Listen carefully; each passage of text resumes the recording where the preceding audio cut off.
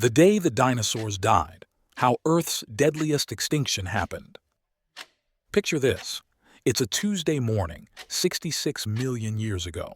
A massive Triceratops grazes peacefully in what will one day be Montana, completely unaware that in the next few hours, her entire world, and virtually every living thing larger than a breadbox, will cease to exist. Above her, pterosaurs soar through skies that have never known the contrail of an airplane. In distant oceans, colossal marine reptiles patrol waters that stretch beyond any horizon these creatures could imagine. This is Earth at its most alien and magnificent, ruled by titans that had dominated the planet for over 160 million years. But at this very moment, hurtling through the cosmic void at 45,000 miles per hour, a mountain-sized chunk of rock and metal is about to end their reign forever.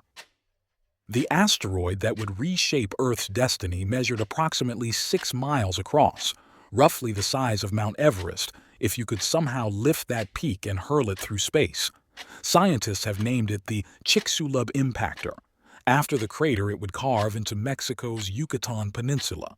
But on that fateful morning, it was simply death incarnate, carrying the kinetic energy of over 1 billion atomic bombs. The impact site wasn't chosen by malice or design. It was pure, catastrophic chance. Had the asteroid struck just 30 minutes earlier or later, Earth's rotation would have positioned a different part of the planet in its path. Perhaps deep ocean, perhaps barren land. Instead, it slammed directly into a shallow tropical sea sitting atop one of the worst possible geological formations, massive deposits of sulfur-rich rocks that would amplify the disaster beyond imagination. At 11:47 a.m., give or take 66 million years, the asteroid punched through Earth's atmosphere in less than 2 seconds. The compression of air ahead of it created temperatures exceeding 60,000 degrees Fahrenheit, 10 times hotter than the surface of the sun. Every living thing within 1,000 miles was instantly vaporized, not by the impact itself, but by the sheer heat of the object's passage through the air. The collision released energy equivalent to 100 trillion tons of TNT. To put this in perspective, if every nuclear weapon ever built by humanity detonated simultaneously, it would still be 10,000 times less powerful than this single impact. The asteroid didn't just hit Earth. It temporarily became one with it, creating a crater 93 miles across and punching a hole through the planet's crust so deep it nearly reached the mantle. But here's where the story takes an even more terrifying turn. Within minutes, the impact generated seismic waves that made the most powerful earthquakes in human history look like gentle tremors. These weren't ordinary earthquakes. They were magnitude 10-plus monsters that traveled around the entire globe multiple times. In North Dakota, 2,000 miles from ground zero, these waves were still powerful enough to liquefy the ground and create massive underground landslides. The famous Tanis fossil site in North Dakota, discovered by paleontologist Robert De Palma, preserves the immediate aftermath of this moment with stunning clarity. Fish were literally thrown out of rivers by seismic waves, their gills clogged with glass spherules, tiny beads of molten rock that had been blasted into space and were now raining back down like hellish snow. Dinosaurs were buried alive, some apparently looking skyward as if trying to comprehend the apocalypse unfolding above them. Meanwhile, something even more sinister was brewing in the upper atmosphere. The impact had vaporized massive amounts of sulfur-rich rock, creating an aerosol cloud of sulfuric acid that began to spread across the sky like a malevolent shroud. Within hours of impact, the nightmare truly began. Trillions of tons of vaporized rock, launched into space by the collision, began falling back to Earth as molten debris. This created a phenomenon that sounds like science fiction, but was devastatingly real. The entire sky caught fire. Imagine standing outside and looking up to see the heavens themselves burning. The thermal radiation was so intense that it ignited forests across entire continents. Dinosaurs that had survived the initial shockwaves now faced a choice between burning alive in the open or suffocating in whatever shelter they could find.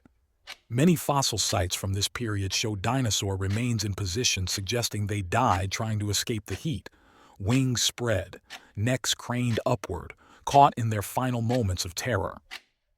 The global firestorm consumed an estimated 25% of all plant life on Earth in a matter of days. Oxygen levels plummeted as fires consumed it faster than plants could produce it. But the fires were just the opening act of a much longer and more insidious killer. As the immediate hellfire subsided, an even deadlier threat emerged. The impact had thrown so much debris into the atmosphere that sunlight couldn't penetrate to Earth's surface. But this wasn't just any debris. Remember those sulfur-rich rocks? They had created massive clouds of sulfuric acid that would persist in the stratosphere for years. Temperatures plummeted by as much as 50 degrees Fahrenheit in some regions. Photosynthesis essentially stopped. The food chain, which had supported massive creatures for millions of years, collapsed in a matter of months. This is where we can almost feel the desperation of the final dinosaurs, not killed by fire or earthquake, but slowly starving in a cold, dark world that no longer had room for giants. Recent research has revealed just how precisely calibrated this extinction was.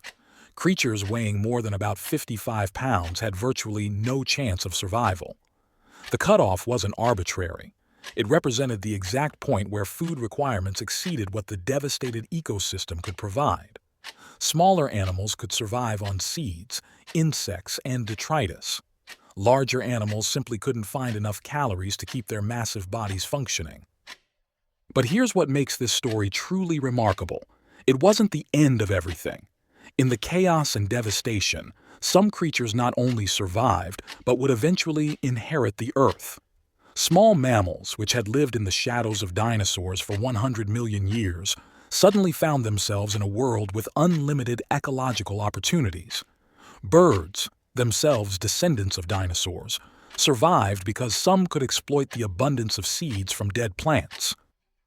Crocodilians made it through, likely because they could slow their metabolism and survive on very little food.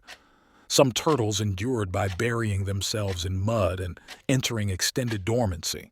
Even some dinosaurs survived, but we call them birds today. The fossil record shows that within just 10,000 years after the impact, an eye blink in geological time, new species were already beginning to radiate into the vacant ecological niches. Mammals grew larger. New types of plants evolved. The age of dinosaurs was over, but the age of mammals, our age, was just beginning. For over a century, scientists puzzled over what could have killed the dinosaurs so thoroughly and so suddenly. The breakthrough came in 1980 when Luis and Walter Alvarez discovered something extraordinary. A thin layer of clay found in rock formations all over the world, precisely at the boundary between the Cretaceous and Paleogene periods. This clay contained levels of iridium, a metal rare on Earth but common in asteroids, that were thousands of times higher than normal. The Alvarez hypothesis was initially met with skepticism, but evidence kept mounting. In the 1990s, scientists finally found the smoking gun, the Chicxulub crater itself, buried under millions of years of sediment but still detectable through gravitational and magnetic anomalies. Core samples from the crater revealed shocked quartz and other minerals that could only form under the extreme pressures of an asteroid impact. Most remarkably, we can now study glass beads and other debris from the impact found thousands of miles away, each one a tiny time capsule preserving the exact moment when the dinosaurs' world ended. The extinction of the dinosaurs wasn't just a prehistoric tragedy, it was the pivot point that made human existence possible. Had that asteroid missed Earth, or struck at a different angle, or hit a different part of the planet, mammals might never have had the opportunity to diversify and evolve into the incredible variety of species we see today, including ourselves. But perhaps more urgently, the Chicxulub impact serves as a stark reminder of our planet's vulnerability. Earth exists in a cosmic shooting gallery, and while impacts of this magnitude are rare, they are not impossible. NASA and other space agencies now actively monitor near-Earth asteroids, partly because the dinosaurs' fate taught us that even the most dominant life forms can be erased in a geological instant. The day the dinosaurs died wasn't just an ending, it was a transformation. In the space of hours, Earth changed from a world of giants to a world of opportunities. From that catastrophe emerged the evolutionary pressures and vacant niches that would eventually produce flowering plants, grasslands, whales, elephants, and ultimately, a species capable of understanding its own planet's deep history. Standing in a museum today, looking into the empty eye sockets of a Tyrannosaurus rex skull, we're not just observing ancient bones. We're witnessing the physical evidence of the most pivotal day in Earth's biological history, the day when a random chunk of space rock reset the evolutionary clock and set in motion the chain of events that would eventually lead to us pondering our own existence. The dinosaurs ruled Earth for 165 million years. Humans have existed for only about 300,000 years. Their story reminds us that no matter how dominant we become, we too are temporary passengers on a small planet in a vast and sometimes violent universe. The question isn't whether another major extinction event will occur. It's whether we'll be wise enough to see it coming and clever enough to survive it.